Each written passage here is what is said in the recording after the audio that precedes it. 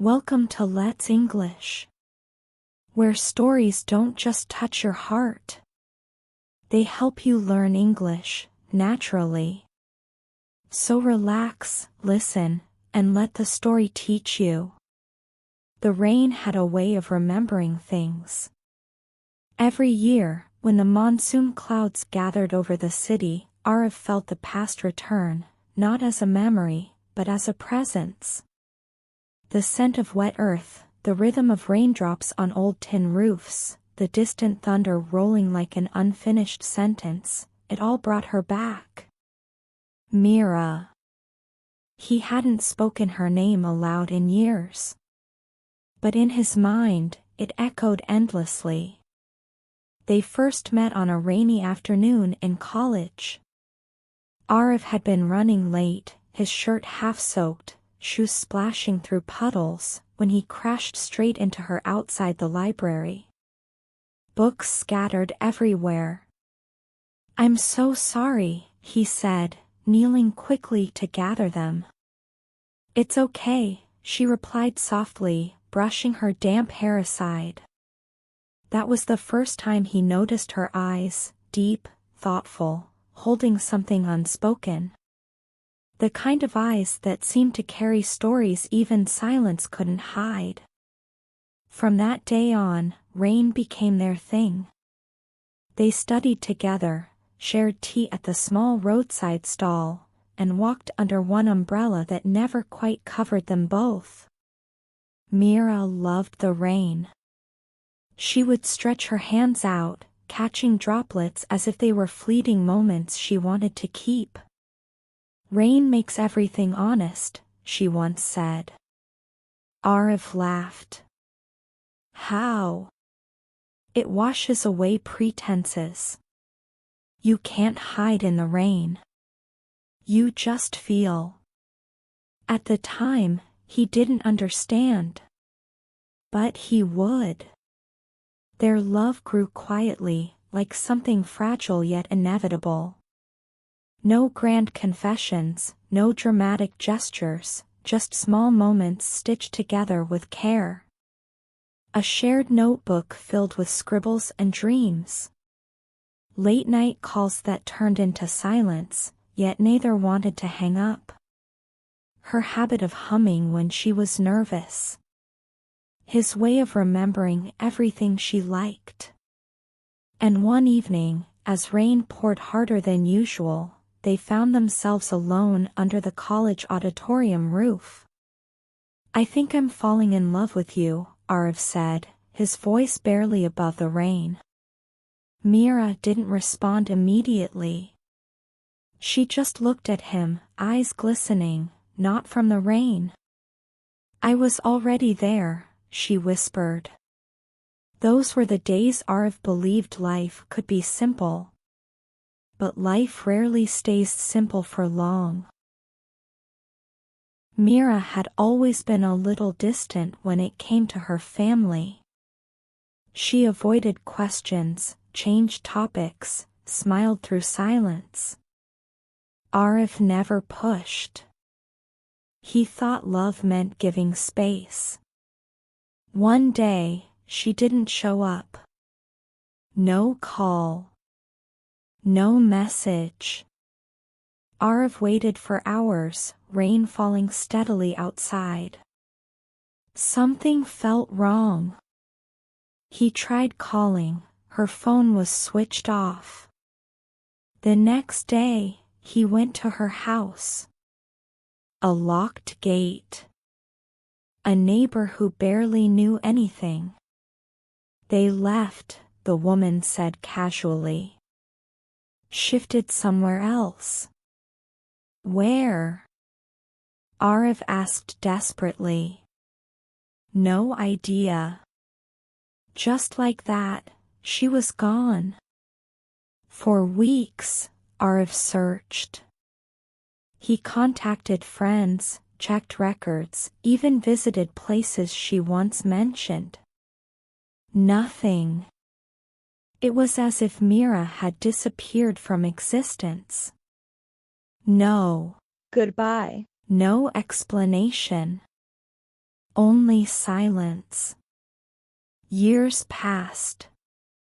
Life moved on, or at least, it pretended to. Arav completed his studies, found a job, built a routine. But something inside him remained unfinished. Like a sentence waiting for its last word. He stopped going out in the rain. Until one day, he couldn't avoid it. It was another monsoon evening. He had stayed late at work, and by the time he stepped outside, the sky had already opened up. Reluctantly, he walked through the rain. That's when he saw it. An old bookstore, one he had never noticed before. Something pulled him inside. The smell of old pages wrapped around him like a memory. As he browsed aimlessly, a familiar handwriting caught his eye. A book lay on the corner shelf. Inside it, a folded letter. His name was written on it. Arav. His heart stopped. With trembling hands, he opened it. The date at the top was from years ago, the day she disappeared. Arav. If you're reading this, it means I was right, you would come back to the rain. I'm sorry. Afraid that if I said them out loud, they would become real. Arav. I'm sick. I have been for a long time. It's something that doesn't get better. When I met you, I wanted to forget it. And for a while, I did. You gave me something I had never known before, hope. But hope can be cruel when time is limited. I didn't want you to watch me fade away. I didn't want your memories of me to be filled with hospitals and pain. So I left. Not because I didn't love you, but because I loved you too much. I wanted you to remember me in the rain, laughing, alive. Not as someone you had to lose slowly.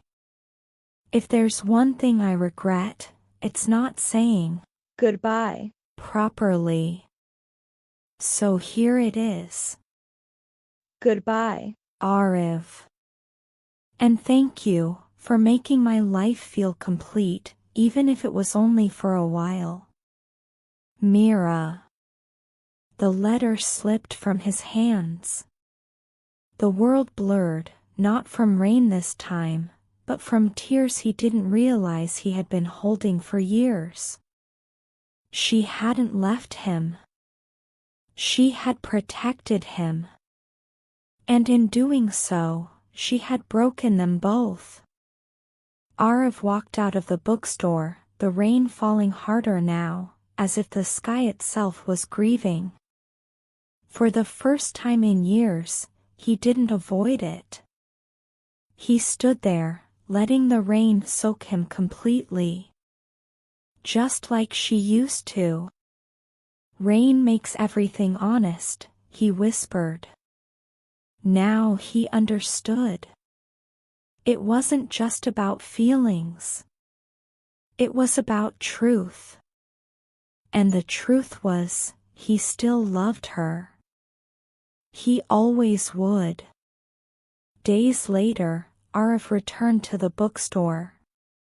He asked the owner about the letter. Oh, the old man said.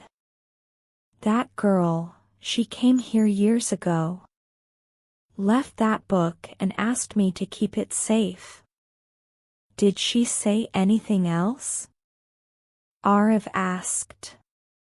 The man thought for a moment. She said, he'll find it when he's ready. Arav smiled faintly. For the first time, the pain felt different. It was still there, but softer. warmer, like a memory that hurt but also healed. That evening, as the sun dipped behind rain clouds, Arif sat by his window, holding the letter. He didn't wish for things to be different anymore. Some stories aren't meant to last forever. Some people come into your life not to stay, but to change you. Mira had done that.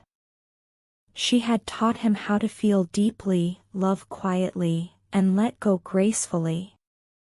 Outside, the rain began to fall again.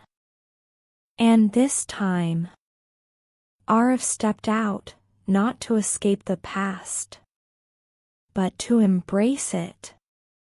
Because somewhere in every drop, in every echo of thunder, she still existed. Not as a loss, but as a love that never truly ended. And maybe that was enough. That's all for today, but your learning doesn't stop here. See you in the next episode.